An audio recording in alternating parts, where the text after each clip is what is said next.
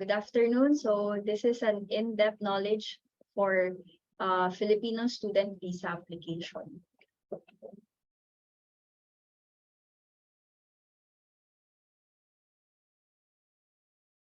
So just a bit of disclaimer. So the content of this webinar is for information purposes only and should not be used for legal or immigration advice.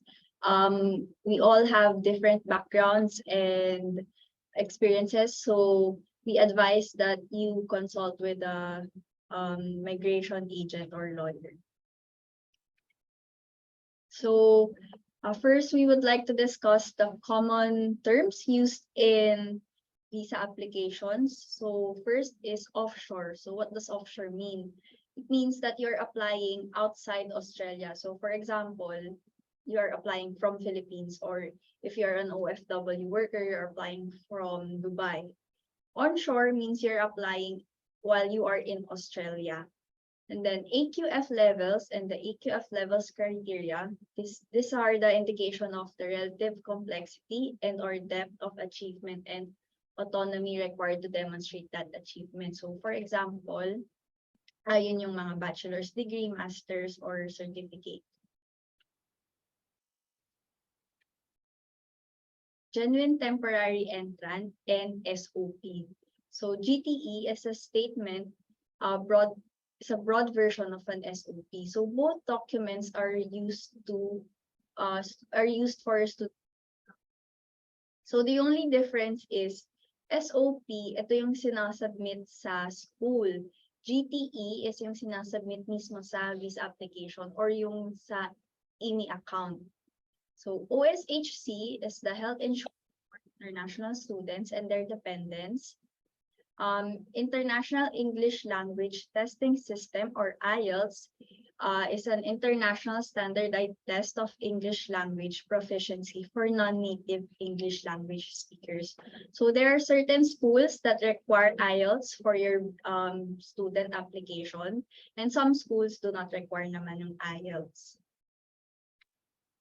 So why study in Australia? Mainly because Australia has top quality universities and schools. Madami ditong schools na credited or nasa list ng CRICOS list ng Australia. And then cultural diversity. So there are a lot of different cultures here and races. So you really won't feel the racism or miscommunication because almost lahat naman dito is nagsasalita ng English. And lastly, make the most of Australia's great outdoors. So there are a lot of famous spots and sceneries here in Australia that you can go to. For example, in Sydney, very famous is yung Opera House. And then here in Melbourne, madami namang sikat ditong mga cafes and restaurants and yung mga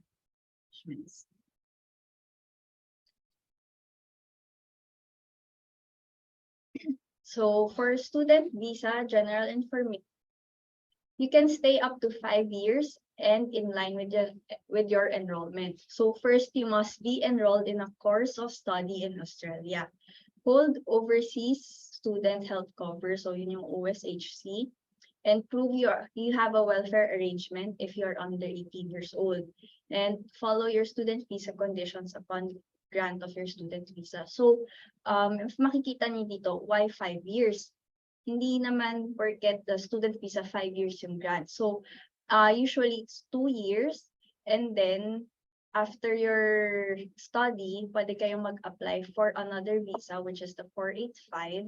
So, usually 2 years or 3 years grant yun. So, in total, 5 years.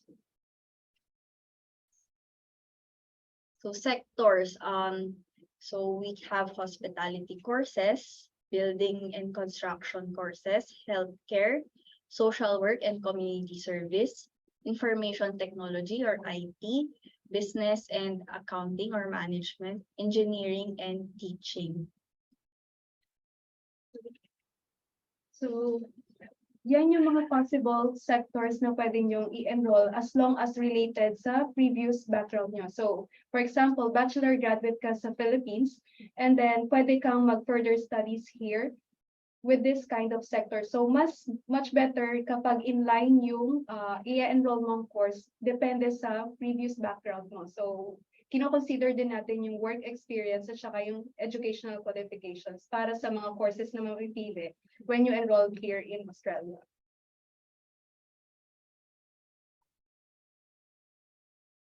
So for international student statistics, so mostly most international students are from China. Second is from India, and Philippines is at the number 5 spot.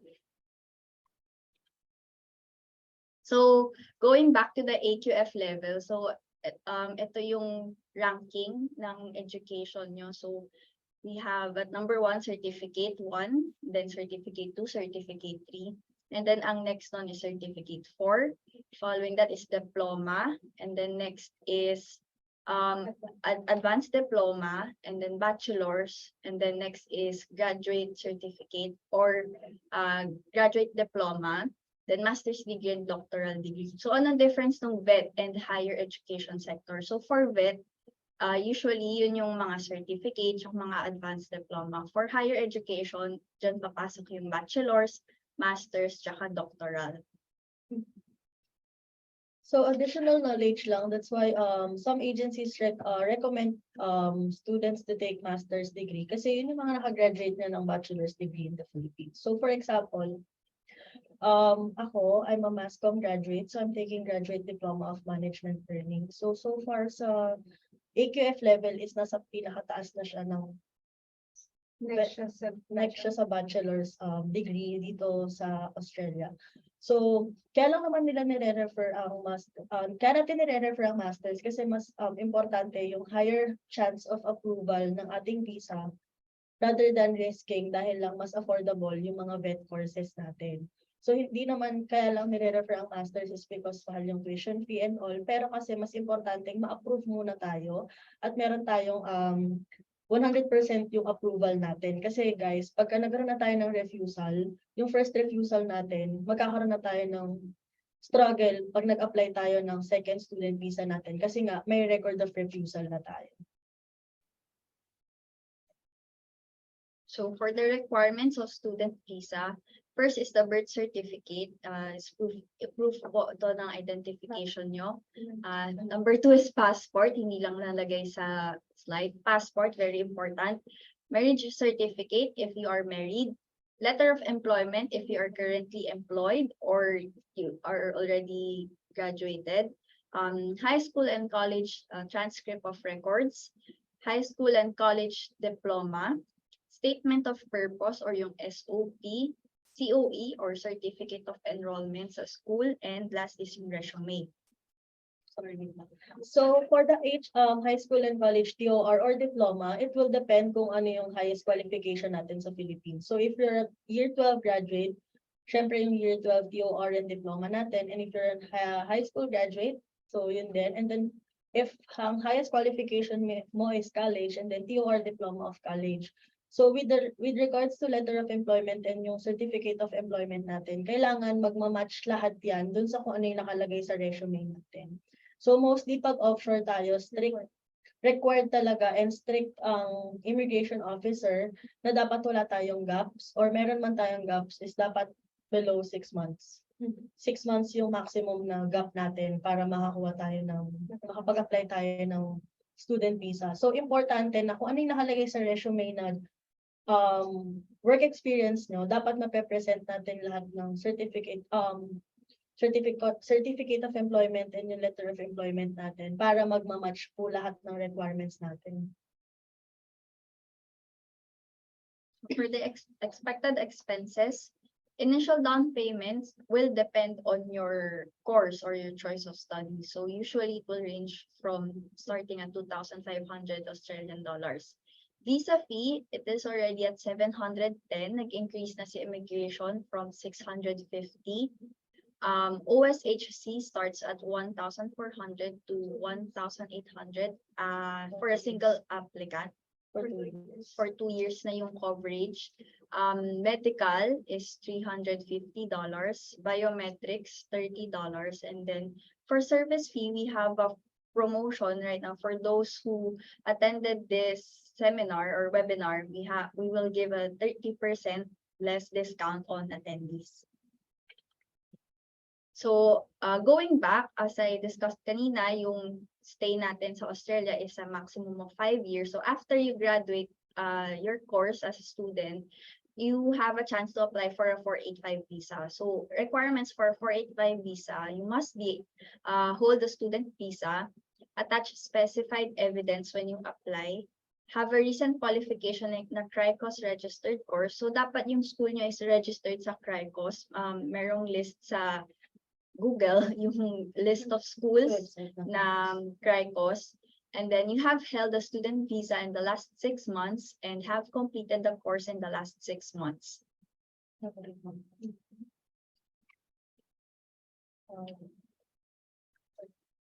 So next is the budget policy. So budget policy is associated with Asia Pacific Group. So Asia Pacific Group is an education and migration agency here in Australia. So we have branches in Melbourne, Sydney, and Adelaide.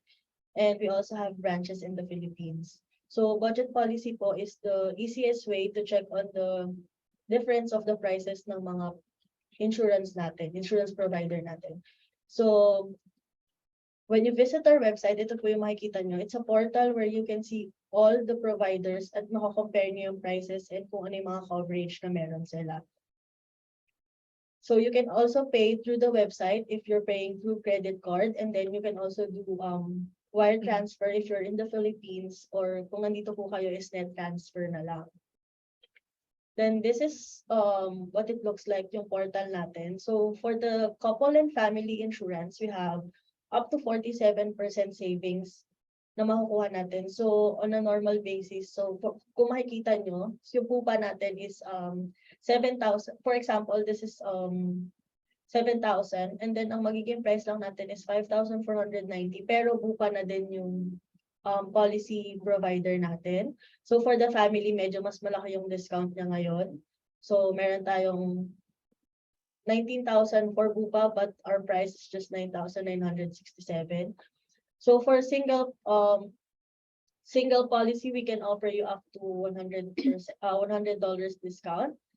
So ayun, if you want to visit the website, you can compare the prices there, and kung ano po yung mga nagiging provider natin dyan is yan po yung mga reliable na policy natin dito sa Australia. So minsan kasi may mga clients na naghahanap ng ibang provider, so yan lang yung under ng budget policy. So ayun, that's it. So if you have any questions, we can answer your questions. Just chat nyo lang sa chat box kung ano yung gusto nyo itanong sa amin. So sasagutin naman po natin.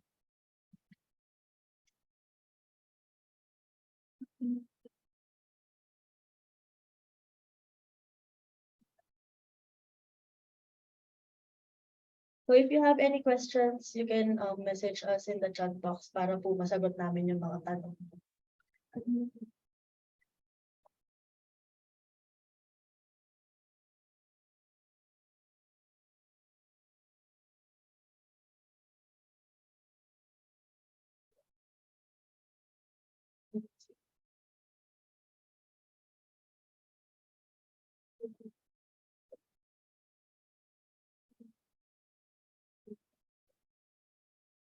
Sorry, we're unaware of the J1 visa. Ano po yung J1? Is it a working visa or a student visa? Internship.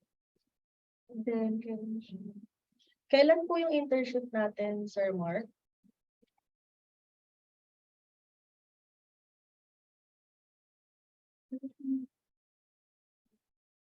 Pwede po kayo, sir, mag-unmute if mas comfortable po kayong sumagot.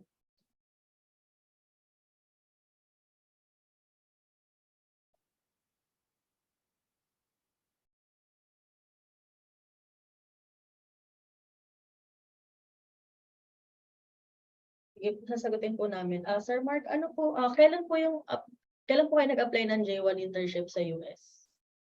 Dapat po this So, much better if provide. Okay. We can check your resume, sir. You can send us. So you can send it to ito po, yung Filipino at Asia Pacific group. You can send us your resume so we can assess your profile and then we'll pass it to the migration agent kasi medyo complex na po yung case since it has 2 refusal na from US. So Bea, next possible po ba entry course master or graduate diploma? Yes, Miss. Ayan, so Miss Bea, possible naman po siya. So as long as nandito na po kayo sa Australia, pwede naman na po nating i-work out na makapag-shift kayo into Cert 3, Cert 4, and whichever diploma or grad diploma yung kailangan niyo po. Ask lang po yung processing ng visa. Kayo po ba nagpa-process? Yes po, kami po Yes. nagpa-process Yes. ng visa. So, sorry. So, Bianca here is also an international student. So, she's an onshore applicant. So, ako po is also an international student, pero offshore applicant ako. So, for offshore application, most likely it will take you 3 months max siguro po. Or depende po ngayon ha. Medyo marami kasi nag-apply. Pero for onshore, medyo mas mabilis. So, ayun. Kami, willing na, nagsa-start naman po kami. So, Question. yes po. Nag-text ko. Mahirap pa ba kasi sa chat? Pwede bang ano na lang, mag-unmute na lang. Opo. Opo. Question ko po kasi medyo mahirap talaga sa I have no idea on the processing of student visa kasi yun daw ang pinakamabilis na pumunta ng Australia. I have a sister in Melbourne. Ang asawa niya is Australian. Willing to ano sila, parang sila yung ano ba tawag niyan, mag-invite, mag-sponsor, etc. for me to get there in Australia. Ang ano ko po, marami kasing ano, mga agency. So, kayo yung agency na i-prefer ng sister ko na I need somebody to guide me on the processing, mga requirements, etc. for the, ano, para makapunta ng Australia. Miss Mel, yes po. So usually gina-guide naman namin ma'am from start to finish hanggang visa grant naman ma'am. So from offer letter to COE, then insurance, visa preparation. So sa side po namin lahat yun ma'am. And then step by step naman ma'am is ini-inform namin kayo if ever may pending documents or pwede na tayo mag-proceed with the payment po. So lahat naman siya ma'am, i-guide namin kayo the whole process po.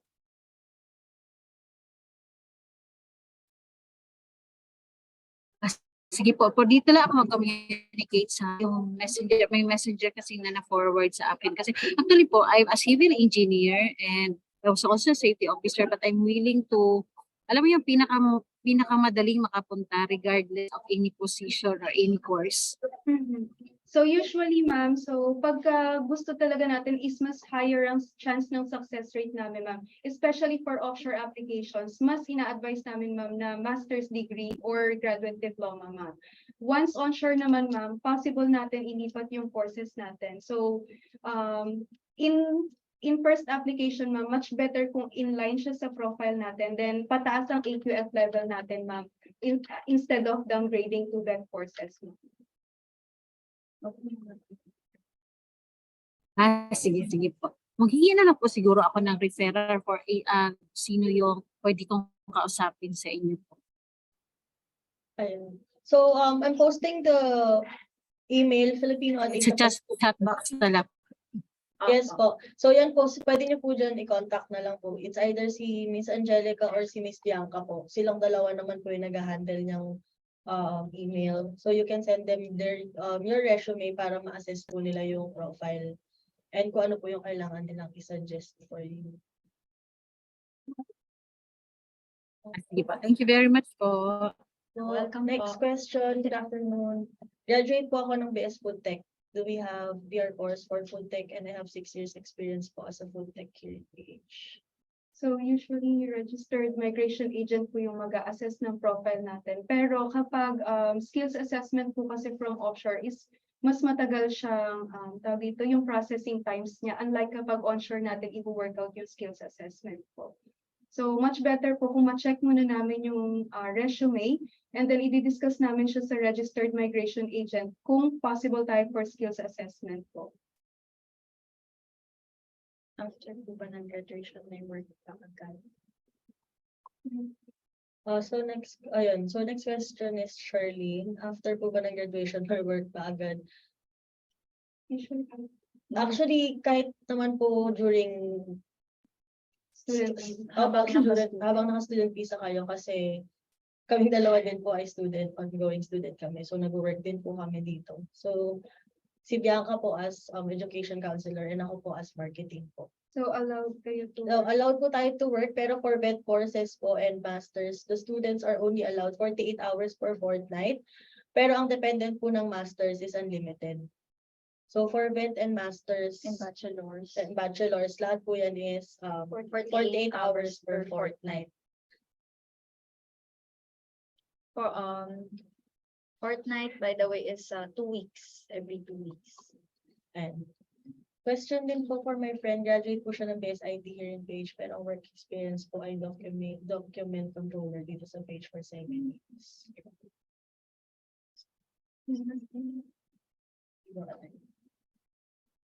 Document.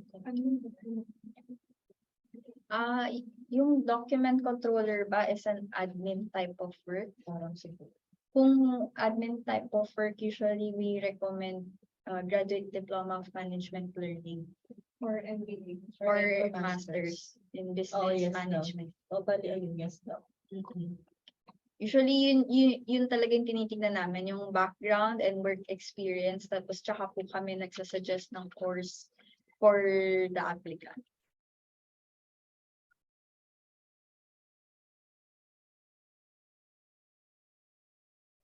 So next ko, may show money daw. So for show money, not all schools require show money. There are certain schools na nagre-require ng show money. Usually yun yung mga level 3 na schools na. Some schools na may master's or bachelor's degree nagre-require ng show money, yung iba hindi. Depende po sa school na mapipili nyo po.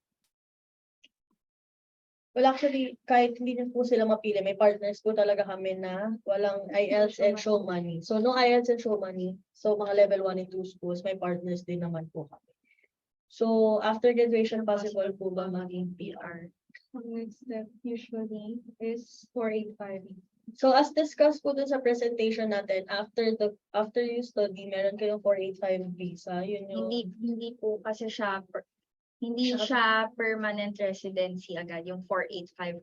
485, it means lang na pwede ka na mag-work unlimited dun sa skills or dun sa course na naging graduate kayo. And then after pa ng 485, tsaka pa lang po tayo ulit magpo-proceed to PR pa. So Another visa pa po ulit yun. pwede rin naman, so possible din naman if you are skilled, one of the like yung occupation nyo is nasa skilled occupation list. So kahit naka-student visa kayo, pwede kayo mag-apply PR directly for skills assessment. So pwede nyo i-work out agad yung PR application nyo kahit naka-student visa pa lang. So, yun. Good afternoon po. I just graduated last January and wala ko pa akong work until now. Because I'm planning to apply for student visa. Need po ba talaga may work experience? So, as discussed earlier po, kailangan po kasi is wala po tayong gap. So, kung from January, Pwede naman as long as may valid reason. Opo. As long as makapag-present kayo ng valid reason kung bakit po kayo kung ano po yung mga ginagawa nyo during those gaps. So, kailangan nyo pong ipa-assess po yung profile nyo. So, nilagay po namin yung email namin sa chat box, which is filipino@asiapacificgroup.com. So, you can send your resume to us so we can assess your profile. Pwede po ako makahingi ng business school for graduate diploma ko ng school business. Miss Carla, ilang taon na po kayo? If you don't mind me asking po, kasi para malaman din po namin kung yung recommendation of course is pwede, mas possible po ba? 29 na to. So possible siya mag-Masters of Business Administration para safer side. So we have affiliated school po na nag-o-offer ng very low price pagdating sa Masters of Business Administration. So 32 years old and below, meron silang promotion na $30,600. for 2 years na yan. So, Masters of Business Administration. And then, ang usual down payment lang is around 7,000. So, for example, sa vet courses is nasa 5,000 ang down payment. Itong MBA na to is nasa 7,000 lang yung down payment niya. Then, eligible kayo for 485 post-study work visa in the future. Especially for may mga dependent, mas advisable na mag-take ng master's degree na hindi naman ganun laki yung difference niya sa vet. Then, eligible kayo to apply for post-study work visa. Ang MBA po is walang PR pathway. So usually, yung mga ibang nagtitake ng MBA, once na nasa 485 visa na sila, saka sila nagtitake ng short courses na may PR pathway. So kasi sa 485 PSW is may 3 years ka. So kahit 1 year short course lang is eligible ka na to apply for skills assessment in the future.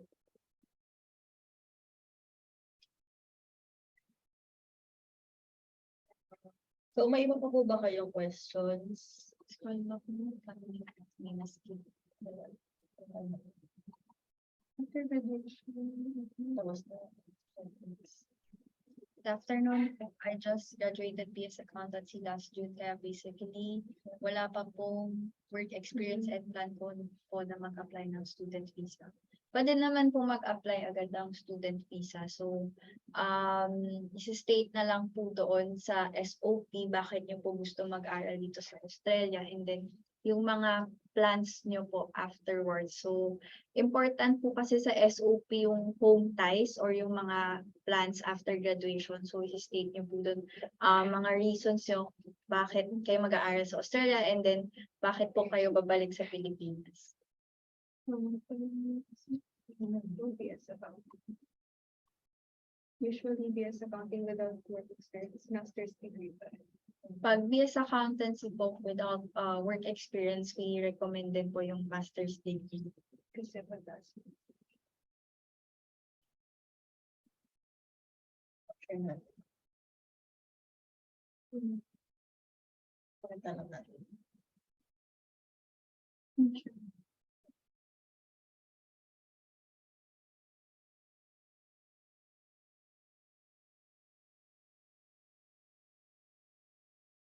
So, as discussed kanina, ito po yung AQF natin level. So, since karamihan naman po is graduate na po ng bachelor's in the Philippines, we highly recommend master's degree for visa grant po para mas mataas yung chance natin for visa grant. Kasi kung makikita niyo po dito sa row na bachelor or graduate diploma or graduate bachelor's degree, mababa na po ang mga certificate and diploma. Kasi ito po, nasa level 7.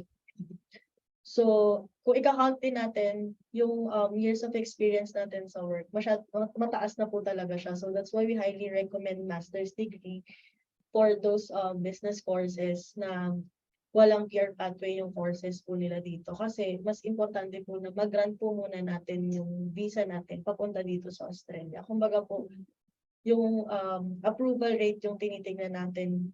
Kasi magiging high risk of refusal po siya pag downgrading tayo. Since galing na tayo ng bachelor's degree and then pupunta tayo bigla sa Cert 3 for diploma and advanced diploma.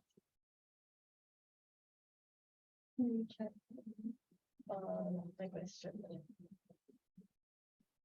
Ayan. So we have processing people. Developing SOP. Ayan. Yan. So with regards to the SOP po, nagre-revise din po kami. Kasama din po siya dun sa sa service namin. So for the service fee, we have 30% discount on the attendees today. So you just have to message us, and makikita naman po namin sa list namin na nag-participate kayo with today's webinar. So less 30% on the processing fee. You just have to email your resume to Filipino at Asia Pacific Group so we can assess your profile, and we'll let you know about the service fee and other yung mga expenses and kung ano yung mga possible courses and schools na ma-offer namin sa inyo.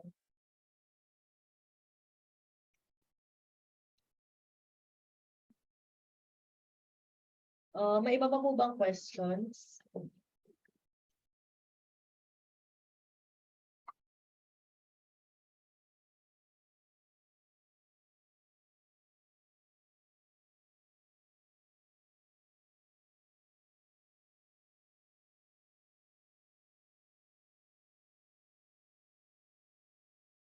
Ayan. So for the skills assessment and for the student visa, you can send it to this email, filipino@asiapacificgroup.com.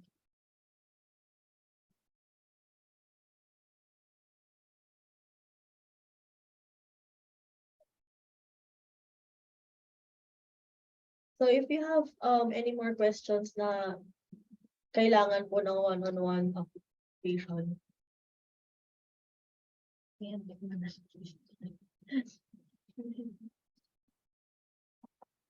So if you have any kailangan niyo po one-on-one consultation with our education counselor or with the migration agent, just email your resume at filipino@asiapacificgroup.com.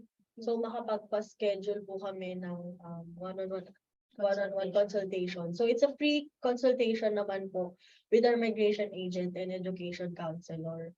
So we're giving 30% discount to the processing fee since nag-attend po kayo ng webinar, and just let us know.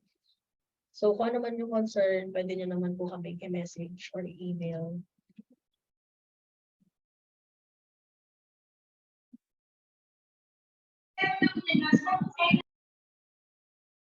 Request in Australian.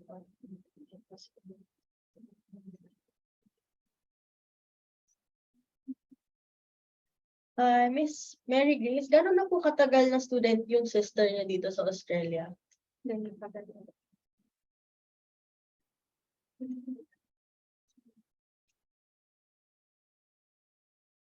You can actually open your micro if you want to talk to us para mas madali.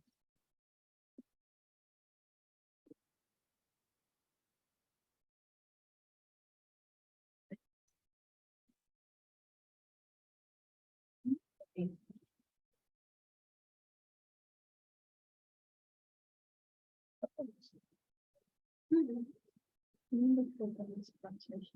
One year na daw for this September. Possible naman kasi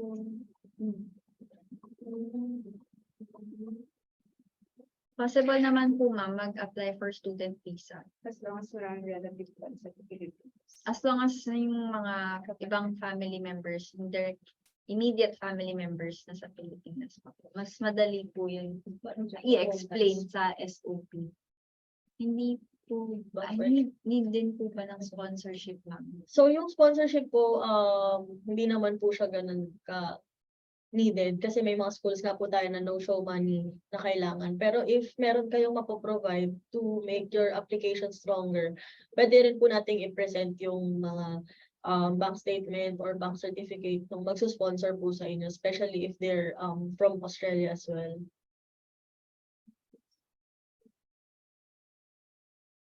So yung friend niyo po, Miss Carla, pwede po siyang mag-masters of IT. So pwede naman po nating explain na lang sa SOP why you want to take Masters of BSIT here in Australia po. Para sa high chance of approval naman din po. Ayun, need po ba business? The thing about offshore application po kasi is kailangan yung course natin or yung work experience natin in the Philippines is in line with whichever course you're going to take here in Australia. So medyo mas strict po talaga ang mga IO natin na nag-check ng application from the Philippines. Ayan, opo. You can email your resume for assessment and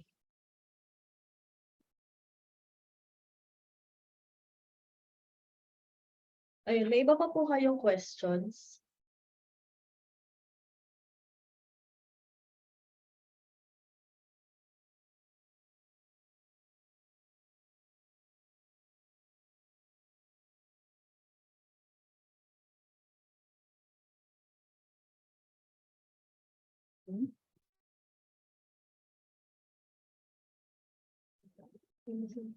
So if there are no more questions, you can send your resume for assessment at filipino@asiapacificgroup.com and we'll keep in touch with you. So thank you everyone for attending this webinar and I hope na meron kayong napulot na knowledge from us. And we hope to see you in our emails soon. Sir Ray. Sir Ray, sorry, do you have any questions?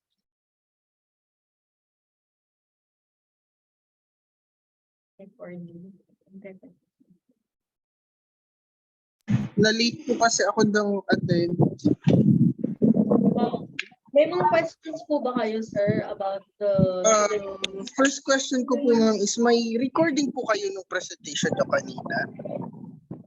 Meron naman, sir, we can upload it in Facebook page namin.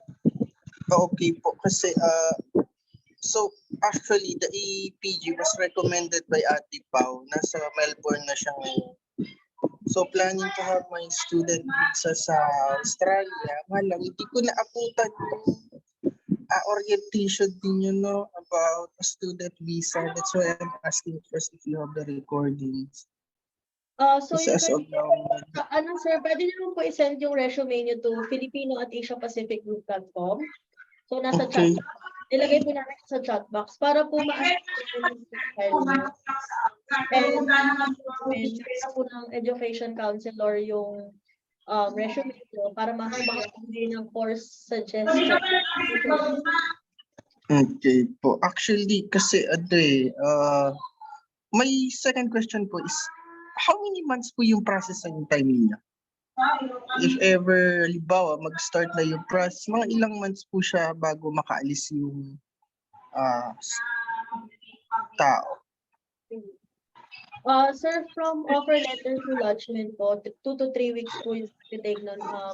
Basta kailangan complete po yung requirements nyo. And then yung upon lodgement po, yung result po with ng immigration is wala na po kaming hindi na po kaming control. So, maghihintay na lang po kami nung confirmation coming from the Australian government for the usually mga ilang weeks po yan. Di ba weeks lang yung nagtatagal? Ako, sir, nung nag-apply ako offshore, 2 months po yung inabot mo sa akin. So, depende. Okay, 2 months. Depende Okay po po. sa processing. Pero yung processing ko po from offer letter to lodgement po, 3 weeks po. And then, kung makapag-lodge ako, 2 months po siya. Okay po.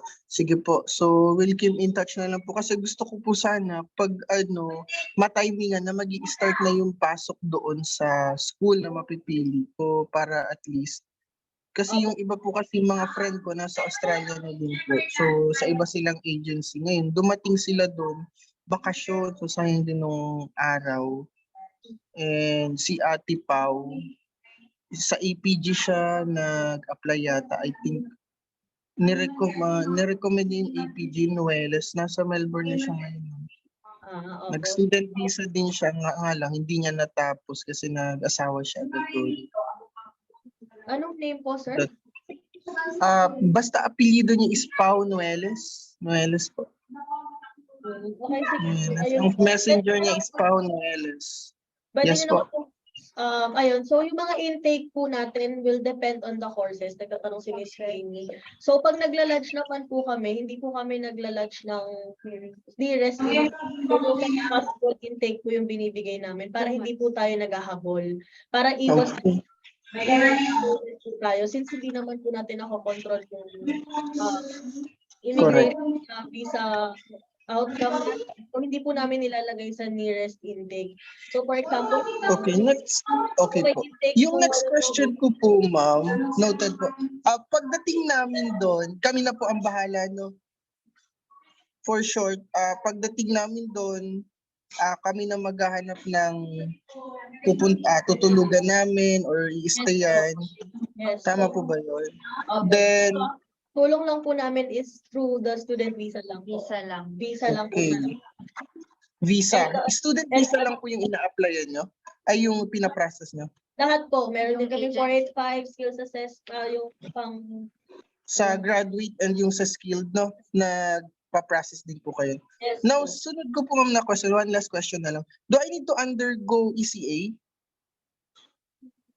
Nung may masters na po kasi ako, then do I need to have that one para at least pagpunta ko doon or no need na muna? Ano pong masters niyo, sir? Master of Science in Disaster Risk Management. Pero yung bachelor's ko po is Bachelor of Secondary Education, major in Biology. Masters. So much better kapag masters related, sir, sa studies. Masters po ulit yung iti-take niyo po. Masters ulit po doon, no? Um, Hindi po pwedeng kumuha ako doon ng vocational course. Possible naman sir tayo mag-take ng vocational course like Diploma of Early Childhood, Cert 3 in Early Childhood Education and Care, at saka Diploma of Early Childhood. If ever kasi sir, considering na may master's degree kayo, so makikita siyang as downgrading.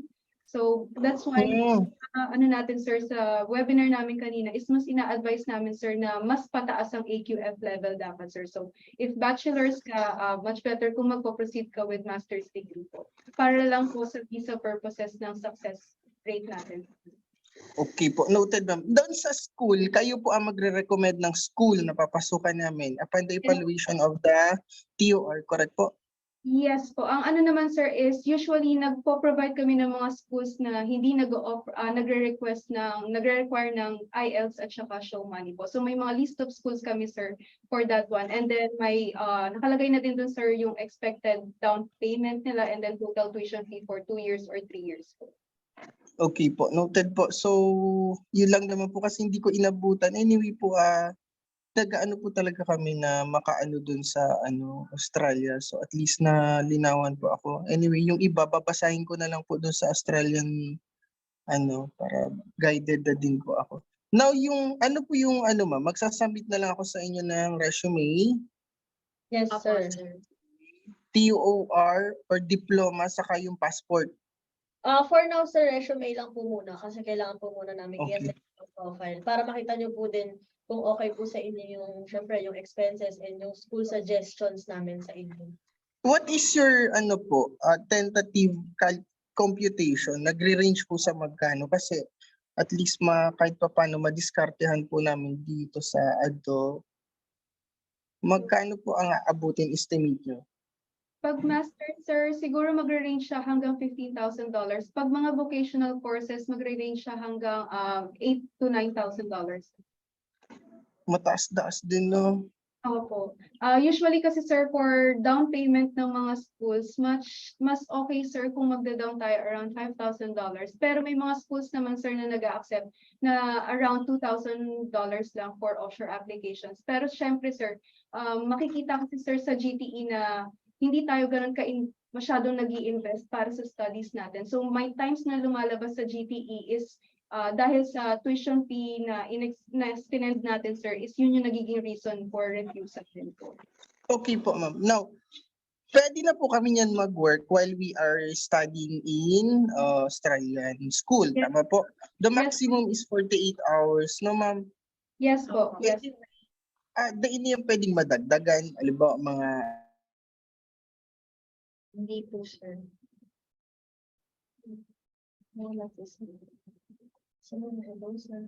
may work sila doon. Hindi pwedeng mag-work ako duman. Day na recorded. Pwede man, no?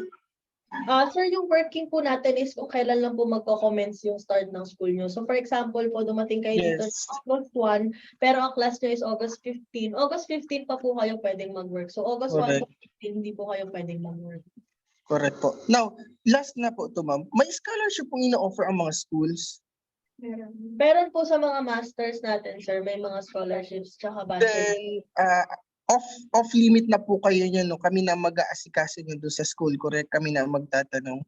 Or nagpa-process Meron din po kaming kayo? ina-offer, meron kami kasing mga certain school na talagang nag-offer po ng scholarship, especially for Filipino students. Opo. Sana kung meron, mag-grab din yun kasi malaking tulong din po yun. Yes, sir. Yun po, ma'am. Anyway, keep in touch na lang po ako. May mga queries ako doon sa pagsasendan ko ng resume. Opo. Thank you po. Thank you, Okay sir. po. So, pwede po Nasa chat box na po yung yung address ng email. Okay. Thank you po. Hanapin ko na lang po. So, ayun, last na. Filipino at Asia Pacific. Noted po, ma'am. Gusto get intake is January 24. Yes. Miss Bea, possible na pong mag-apply tayo kahit January 2024 intake pa po yung course na gusto nyo. Mas mahaba yung preparation time, mas maganda po. Para hindi po tayo naghahabol sa visa preparation natin.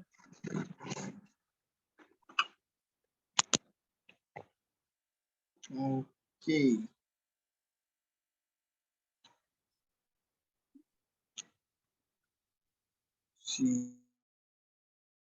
So ayun, so far, yun na po muna yung mabibigay namin sa inyo. So if you have any more questions, you can email filipino@asiapacificgroup.com.